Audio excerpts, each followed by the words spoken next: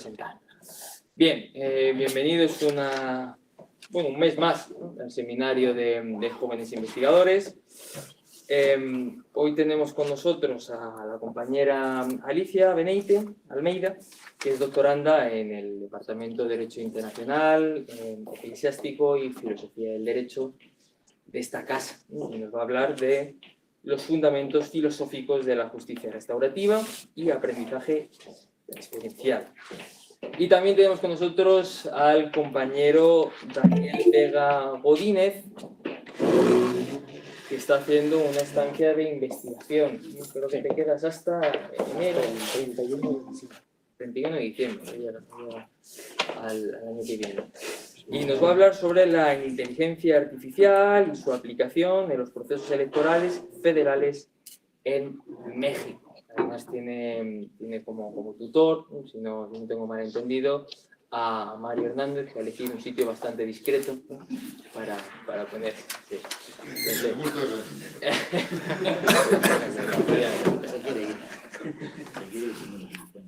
Bien, bueno, para aquellos que no sepáis cómo funcionamos, primero hablarán los ponentes por un tiempo prudencial de 20-25 minutos, no mucho más. Y luego pues celebraremos un debate, un coloquio para compartir impresiones, comentarios, sugerencias, ¿no?, que podamos realizar y así enriquecer pues, los trabajos de investigación de nuestros compañeros. Bueno, pues sin mucha más dilación, voy a empezar dando la palabra, llevando la contraria al cartel, al compañero Daniel. Y antes, bueno, pues me gustaría mandar un mensaje de fuerza, de ánimo a aquellas personas que tengáis familiares, allegados en Valencia y en todas estas zonas afectadas, ¿no? Antes de bajar aquí, bueno, pues he visto que ya, bueno, un poco por 140, ¿no?, los fallecidos, y espero que no sean muchos más, y un montón de daño material. Simplemente pues este mensaje que podamos mandar desde este seminario. Bueno, pues sin más dilación, la palabra. Claro, muchas gracias, Daniel, muchas gracias por la invitación para presentar mis avances. Y bueno, mi tema de investigación es la inteligencia artificial y su aplicación en los procesos federales en México.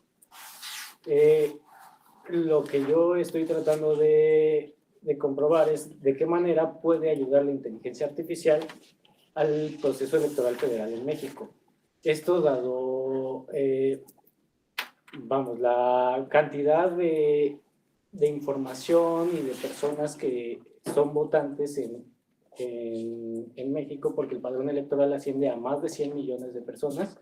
Entonces es demasiada la información que tiene que manejar el Instituto Nacional Electoral, quien por el contexto histórico nace después de un gran fraude electoral que se tuvo, donde de la noche a la mañana se cayó el sistema y el candidato opositor dio la vuelta mágicamente a las elecciones.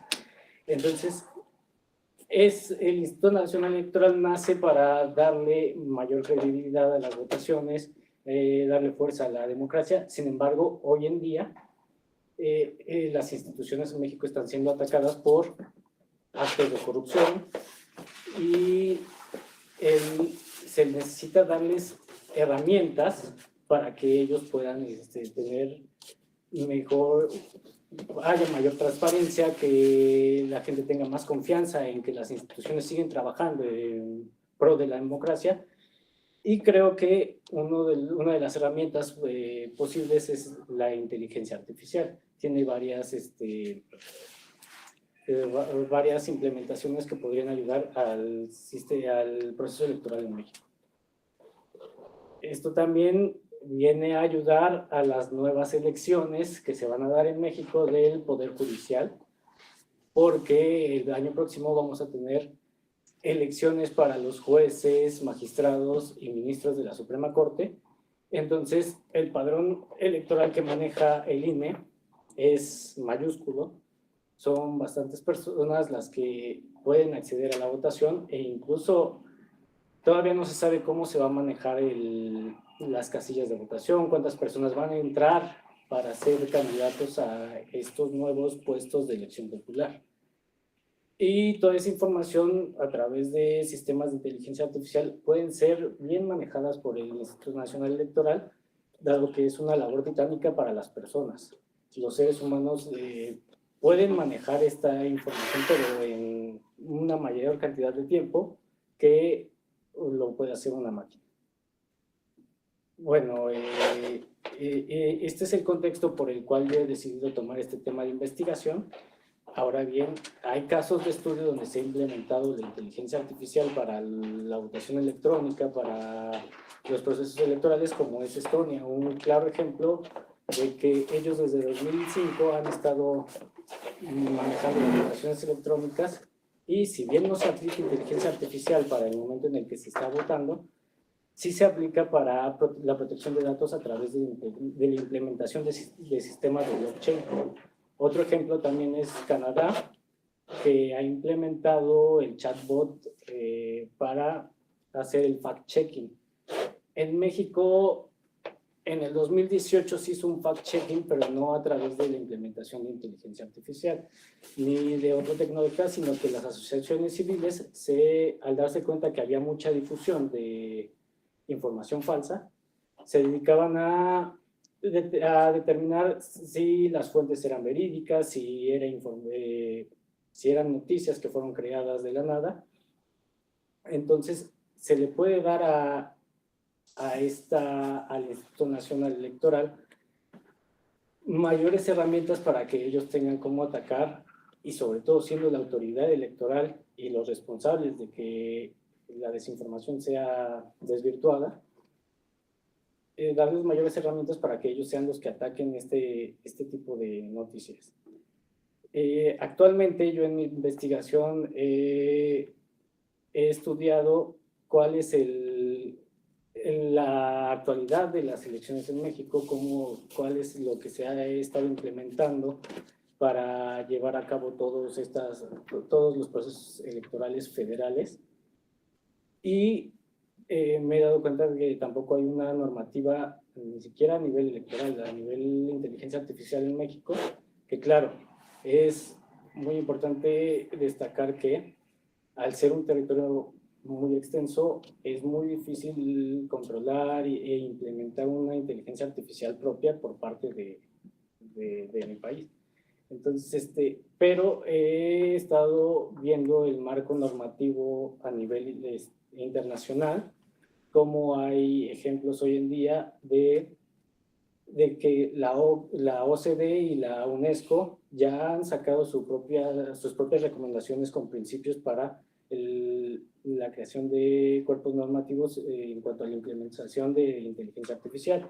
E incluso la Unión Europea ya hizo su propio reglamento en el que dividen la inteligencia artificial en cuanto a los riesgos de alto impacto, riesgos sistemáticos, y es una buena forma en la que se puede ir clasificando a la inteligencia artificial y su posterior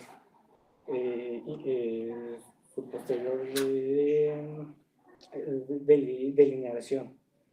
Entonces, bueno, en esta parte es en la que yo voy, en cómo se puede crear un marco normativo, primero general para la inteligencia artificial y luego para el ámbito de aplicación por la autoridad electoral en México. Sé que existen varios desafíos, los desafíos éticos, los desafíos técnicos, sobre todo porque, como lo mencionaba anteriormente, en México pues no tenemos la tecnología, y sería buscar un proveedor que nos pudiera proporcionar esta tecnología para que nosotros hagamos uso de ella y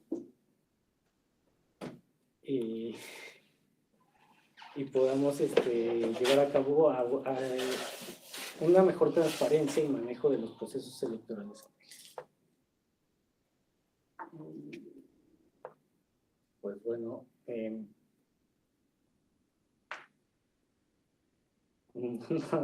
no tengo mayor que decir. Hasta ahorita es en lo que voy en mi investigación. Okay. Muchas gracias.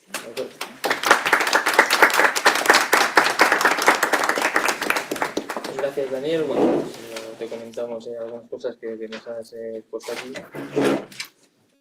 en el debate. Ahora tiene la palabra Alicia, ¿de acuerdo? Sí, primero celebramos las ponencias, si os parece, y luego debatimos. Voy a poner control del tiempo porque si no...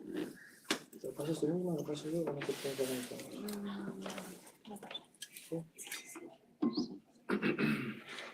Esto es muy... Es raro para mí. ¿Qué lo has hecho tú? No, raro como... pero ahí se ve bien. Ah, sí. Vale. Bueno, pues muchas gracias a todos. Buenas tardes. Gracias por esta oportunidad. Mi tesis trata sobre la necesidad del estudio experiencial de la justicia restaurativa para los alumnos de Derecho en particular. Me la dirigen las profesoras de esta universidad, Ana Llano Torres y Consuelo Martínez Cicluna. Y creo que para esta investigación, solamente llevo un año investigando, está siendo muy importante también la labor que desempeño como facilitadora de justicia restaurativa en la Asociación para la Mediación, el Encuentro y la Escucha, AME, cuya directora de proyectos es Pilar González Rivero, a la que debo mucho de los pequeños frutos que ya está dando esta investigación. Y también, por otra parte, en la parte más relativa a la educación experiencial, estoy bebiendo también de mi propia experiencia a través de la docencia que estoy impartiendo en la Universidad Francisco de Vitoria con el equipo del Departamento de Aprendizaje Transformador, donde estamos viendo la posibilidad de poder implementar a lo mejor los frutos que pretende dar esta tesis, que es un plan de estudios experiencial de justicia restaurativa, más bien de los fundamentos de justicia restaurativa. Me he considerado necesario hacer una introducción a la justicia restaurativa porque el tema es relativamente novedoso y para ello vamos a empezar con, si funciona, Sí. con una pequeña definición. Podríamos definir la justicia restaurativa como un proceso para hacer aflorar el daño, bien el daño causado por el delito, si nos restringimos a la mirada hacia el ámbito penal, pero también el daño causado en todo proceso judicial, con la finalidad, que puede tener o no lugar, pero al menos sí que tiene esa mirada o ese propósito de reparar el daño causado a las personas en el procedimiento. Este modelo de justicia, que se entiende complementaria, como luego veremos a la justicia tradicional, nace sobre todo en la época moderna en Ontario, en Canadá, a través del ámbito penal, en relación con los delitos cometidos por menores infractores. Y nace aportando la visión de que los procesos ha de haber tres partes y no solo dos, como podemos entender en el ámbito judicial normal, que son la víctima, la comunidad y el victimario.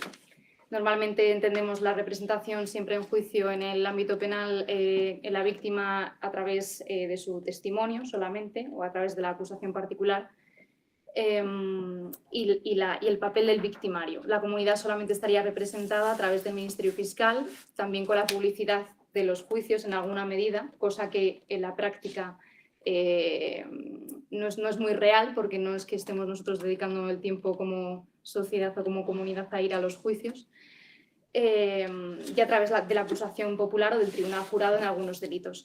Pero al margen de ello, la comunidad lo que se ve es que no tiene una mayor representación en lo que el delito ocasiona, en los daños ocasionados y en cuanto a su corresponsabilidad, tanto porque el delito se comete en sociedad como porque la persona que comete el delito y es condenado va a prisión y la víctima sigue teniendo que vivir en sociedad y tiene que alcanzar una reparación del daño que muchas veces se ve truncada, sobre todo en materia de responsabilidad civil, que en este ámbito pues, me está ayudando mucho también la doctora Elena Soleto, que tiene una investigación muy grande acerca de cómo se paga o de si se paga realmente la responsabilidad civil derivada del delito. Y ella ha visto que no, y como la justicia restaurativa sí que puede ser un medio para que finalmente esa responsabilidad civil del delito sea pagada. En cuanto a los orígenes que os contaba, a modo anecdótico, para que podáis tener esa pequeña referencia, sí que haceros mención que la primera experiencia que hubo de justicia restaurativa no partió de la teoría, sino de la propia práctica y de la necesidad de los seres humanos que operaban dentro del sistema de justicia en ese pequeño pueblo de Ontario, donde unos jóvenes cometieron delitos de daños al material público, a contenedores, a material privado como coches, escaparates de tiendas. Y en ese pueblo, al ser tan pequeño, la idea de comunidad estaba muy reforzada. Los delincuentes eran personas que habían nacido en esa comunidad, eran protegidos durante todo su crecimiento por la parte de la comunidad, y cuando cumplieran la condena o pagaran la responsabilidad civil o ambas cosas, iban a volver a esa comunidad. Entonces, desde el aparato judicial, una persona en concreto se dio cuenta de que la respuesta penal del sistema tradicional o retributivo que conocemos no era suficiente.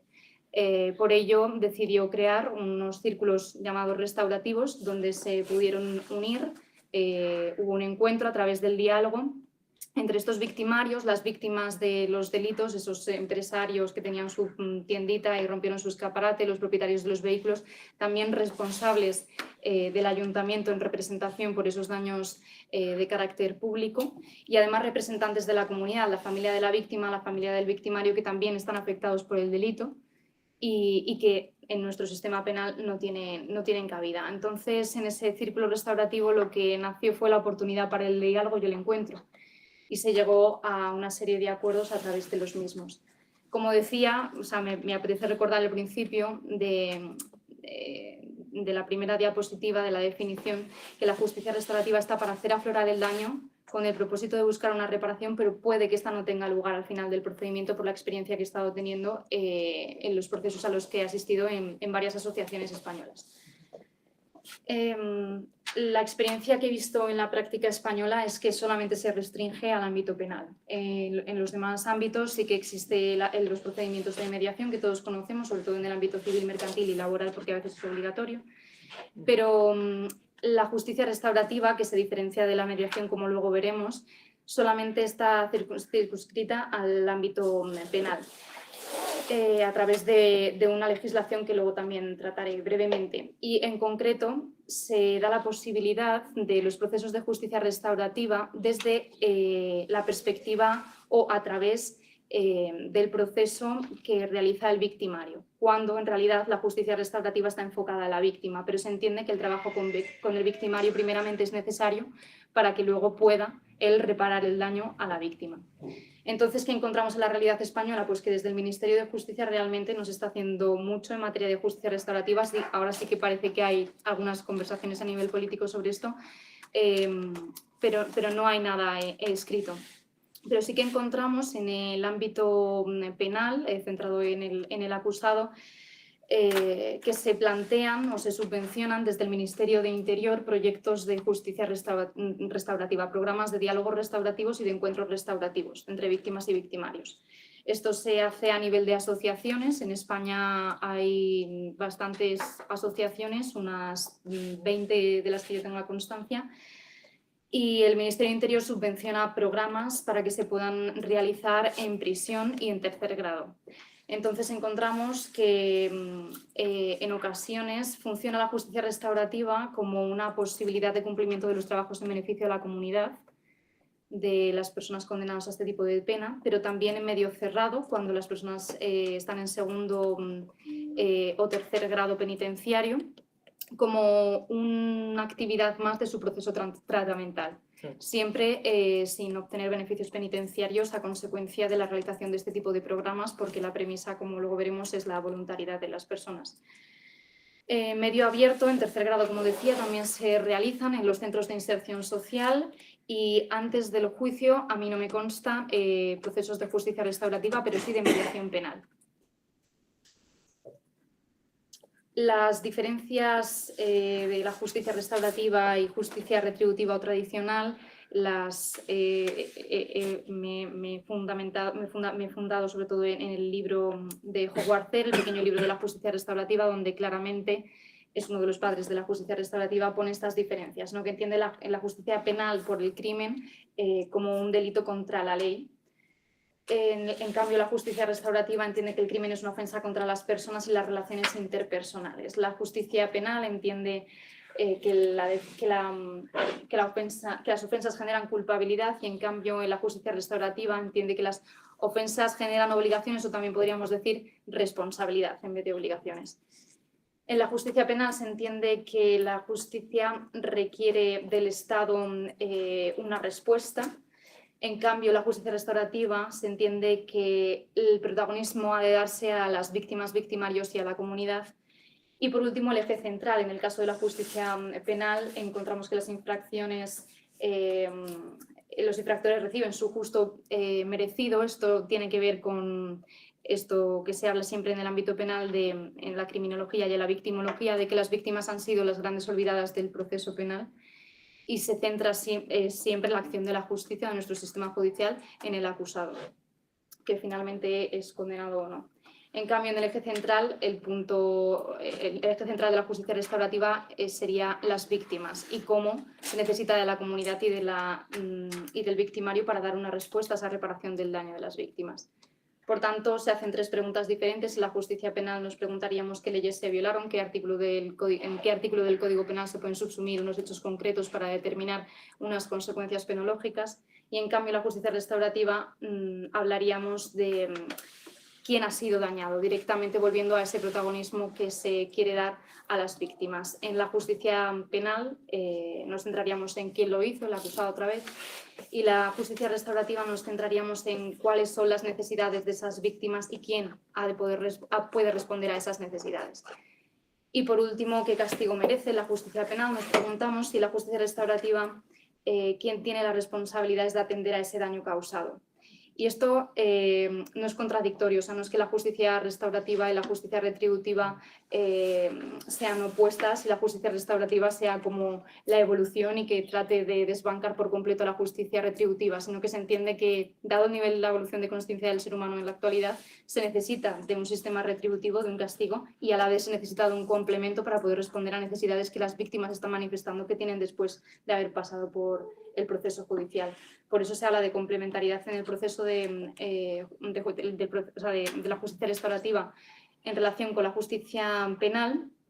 Y sobre la legislación encontramos de nuevo que solamente la encontramos referida al acusado, al victimario, porque tenemos el artículo 25.2 de la Constitución que hace referencia a que las penas privativas de libertad y medidas de seguridad han de estar orientadas a la reinserción y a la reeducación social, pero nada se dice en cuanto a las víctimas de nuevo. Pero sí que es el artículo que facilita la justicia restaurativa en España, entonces lo tenemos por base. Luego tenemos una directiva de la Unión Europea del año 2012 que habla de los derechos de las víctimas y aquí se reconoce la justicia restaurativa como un derecho. Esta directiva no se traspuso en España hasta el año 2014 en el Estatuto de la Víctima del Delito, donde también se reconoce como un derecho y se habla de los requisitos que han de tener estos procesos de justicia restaurativa. Pero luego se habla de un desarrollo reglamentario que en materia de justicia restaurativa, según el análisis que yo he hecho, pues es bastante escaso o difícil. Los requisitos que dice esta legislación, tanto europea como española, son los relativos al inicio del proceso de justicia restaurativa que comenzaría o que comienza normalmente la práctica, según he visto en todas las asociaciones, con el proceso de responsabilización. Para que se inicie este proceso de responsabilización con el victimario se necesita en primer lugar que haya reconocido los hechos, el daño causado, porque si no, no podemos partir de un no reconocimiento y de un no arrepentimiento para trabajar en cuanto a la reparación que se busca hacia la víctima. Lo segundo, la voluntariedad por las dos partes en cuanto al acto de reparación respecto de la víctima y al proceso que también se suele realizar con ella antes de esa actuación de reparación y por su parte el victimario. En penúltimo lugar, la confidencialidad. Esto es una diferencia clara con el proceso tradicional y muy importante a mi juicio por la experiencia que he tenido en prisión, por las experiencias que he estado teniendo desde hace bastantes años en prisión, desde 2018 en prisión, y me llama mucho la atención porque la confidencialidad al final garantiza ese espacio necesario para un diálogo verdadero. O sea, tanto es así que muchas veces durante el proceso de responsabilización los victimarios reconocen que han cometido más delitos a las facilitadoras de justicia restaurativa. porque saben que no va a salir de ahí. Nosotros no tenemos ningún tipo de comunicación más allá de lo estrictamente formal de cómo va el proceso en cuanto al proceso personal de cada una de las personas a las que acompañamos con la dirección del centro penitenciario. Y por último, la seguridad. Y en cuanto a esto se refiere a que no se va a iniciar el proceso de responsabilización por parte de los victimarios ni de las víctimas el aflorar el daño causado por el delito, sino se evalúa por parte de las facilitadoras de justicia restaurativa que va a ser seguro emocionalmente para ellas. Siempre, además, se asegura que tengan un tratamiento psicológico en el caso de que lo necesiten. Y por otra parte, la seguridad también muy importante en el momento de la actuación de reparación. Nunca va a haber una actuación de reparación, sobre todo una que conlleve un contacto directo físico entre víctima y victimario, si no hay una conclusión de seguridad por parte del equipo de facilitación de justicia restaurativa. Las 3 Rs de la justicia restaurativa, que es a modo teórico, pero muchas asociaciones las transfieren a sus fases del proceso de justicia restaurativa, son la responsabilización, la reparación y la reinserción. La responsabilización no solamente es del delincuente para con el delito y con los daños o efectos que ha tenido ese delito para las víctimas, sino con su propia vida de cara a la fase de reinserción, a la última fase de reinserción. Y la reparación está estrictamente centrada en la reparación hacia las víctimas y hacia la comunidad, porque en muchas ocasiones encontramos que actuaciones de reparación hacia la víctima no se puede hacer y tenemos que buscar otras respuestas para que la persona que ya ha hecho el proceso de responsabilización como victimario pueda igualmente llevar a cabo esa actuación de reparación. Y la reinserción no solamente se entiende desde la perspectiva laboral, que muchas asociaciones también van en este sentido ayudando a victimarios, sino la reinserción a nivel emocional de víctimas y de victimarios por el sentido de comunidad, de que tengan espacios donde poder integrarse más allá de la etiqueta de víctima y más allá de la etiqueta de victimario. Porque bueno, esto por la experiencia que yo he tenido y analizando testimonios me he dado cuenta de lo que pesa esta etiqueta en los dos sentidos, ¿no? Mi presunción o mi prejuicio antes de iniciar la tesis y todo este camino era que la que pesaba más a lo mejor era la del victimario, ¿no? Que vemos que sale a la sociedad y no se puede insertar porque vuelve a contextos delictivos que le llevan otra vez a delinquir, pero verdaderamente hay muchas víctimas cansadas de estar solamente con la etiqueta de la víctima. Entonces, en ese punto la fase de reinserción, sobre todo la asociación en la que trabajo, en AME, está siendo especialmente importante a mi juicio. La fase de responsabilización ya la hemos visto. En cuanto a la fase de reparación, solamente he puesto aquí algunas de las actuaciones de reparación que yo he visto que se han hecho en asociaciones o se llevan a cabo en España, que son el encuentro con la víctima vinculada, es decir, con la víctima del caso concreto que el victimario cometió, vinculada en sentencia, excepto en aquellos casos en los que hablamos de delitos de asesinatos, en cuyo caso buscamos una víctima vinculada pero indirecta, es decir, familiares de la víctima. Encuentro con víctima no vinculada sería aquella relación víctima y victimario del mismo delito, pero no conectados en la causa, sino un victimario de un delito de robo en farmacias y una farmacéutica que también ha sufrido un robo en su farmacia, pero sin vinculación por sentencia. Círculos restaurativos de víctimas, victimarios y comunidad. Las actuaciones concretas de reparación del material del daño, que también pueden darse en el caso de que el delito sea de daños y requiera responsabilidad civil. Charlas preventivas que están haciendo los victimarios y las víctimas en institutos, en colegios y en universidades. Y en algunas asociaciones, dependiendo de la temática, pues también podemos encontrar interesante que vayan. Y esto es lo que comentaba antes, de qué no es la justicia restaurativa y qué no es, pues no es mediación, porque hay un presupuesto moral diferente. La mediación penal que se desarrolla, aparte de que hay una igualdad de condiciones entre víctima y victimario, de ahí que se haya prohibido la mediación penal en los casos de violencia sexual y violencia de género, con mucha controversia también desde un sector feminista, ¿no? que dice que no tiene sentido porque es volver a victimizar a la mujer y decir que no tiene poder, ¿no? Para poder resolver su propio caso. Pero bueno, eso es otra cuestión muy interesante que no me voy a meter porque si no, no acabo nunca. Y luego otra de las diferencias entre la mediación y la justicia restaurativa es que tienen finalidades distintas. Es decir, la mediación solamente tiene la finalidad de llegar a un acuerdo para que tenga efectos judiciales. En cambio, como hemos visto, la práctica que encontramos en España es que la justicia restaurativa, si bien puede tener una finalidad de llegar a acuerdos, la finalidad propia de la justicia restaurativa es hacer aflorar el daño y luego buscar la reparación en el caso de que se pueda. En cuanto a la investigación que estoy haciendo respecto de la parte de educación, es necesario, o sea, me ha resultado necesario para diseñar en primer lugar teóricamente qué han de estudiar dentro del marco de justicia restaurativa los estudiantes, en el marco de filosofía del derecho, que es donde el departamento en que estoy, ver qué cuestiones filosóficas son las que han de ponerse de manifiesto respecto de la justicia restaurativa, porque no hay mucho estudio respecto a esto.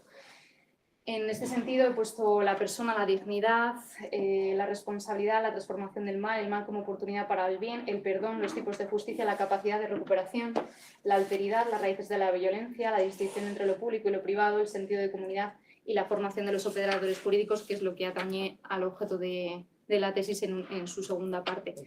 Estas cuestiones sobre todo se las debo al trabajo que ha hecho Emilia Bea de la Universidad de Valencia, y la pretensión es analizarlas una a una en relación con la experiencia que voy teniendo como facilitadora para poder ir sacando conclusiones y armar como una base filosófica de la justicia restaurativa para que luego pueda ser objeto de estudio por parte de los estudiantes y de manera experiencial. En este sentido, ya he sacado varias conclusiones que refuerzan todas estas cuestiones filosóficas de la justicia restaurativa. En concreto, esto es de una pizarra de un proceso de justicia restaurativa que facilité el año pasado en el Centro de Inserción Social de Valladolid, donde a los presos que participaban en este proceso les hacíamos la pregunta de qué no funciona en la justicia, qué sí que funciona en la justicia y cuál sería la justicia soñada. Esta es una de las primeras dinámicas que la Asociación para la Mediación del Encuentro y la Escucha realiza en sus primeras sesiones, porque en primer lugar sirve para que las personas puedan rebajar su nivel de violencia respecto del sistema penitenciario. En este sentido es muy interesante porque decían falta de mirada, atención, falta de escucha, comprensión, no ver el porqué real del delito, no ver los motivos, falta de comprensión, falta de humanidad, falta de escucha. Otra cosa que me llamó mucho la atención de esto fue en qué funciona de la justicia, que ellos mismos decían escarmiento, hizo uno así, escarmiento, ¿no? Con muchas comillas, pero me pareció bellísimo que ellos mismos a través del propio proceso de prisión y de justicia restaurativa pudieran llegar a la conclusión de que finalmente el escarmiento o el castigo sí que es necesario en alguna medida o sí que ha sido necesario, bueno, beneficioso para ellos. Esto también lo hacemos con las víctimas, lo que pasa que no tengo fotografía de lo que hacemos. Y finalmente, ¿en qué funciona cómo sería nuestra justicia soñada?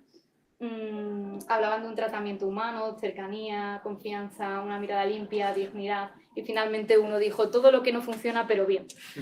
Entonces, esto es muy interesante y ahora lo comparo porque en la experiencia de educación hice esta misma práctica en varias universidades y alumnos de Derecho, y los resultados, estando en primero de Derecho, fueron totalmente abrumadores para mí, porque no tenían para nada una mirada de humanidad,